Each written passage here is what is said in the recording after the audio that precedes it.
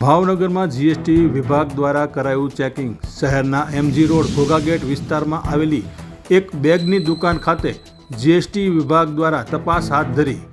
GST વિભાગ દ્વારા મોડે સુધી દુકાનમાં તમામ પ્રકારનું ચેકિંગ કરવામાં આવ્યું હતું। જીએસટીની રેડથી જીએસટીની ચોરી કરતા દુકાનદારોમાં ભયનો માહોલ ફેલાયો।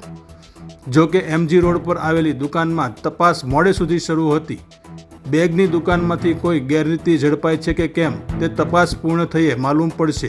હાલ જીએસટી વિભાગ દ્વારા સત્તાવાર માહિતી અપાઈ ન હતી।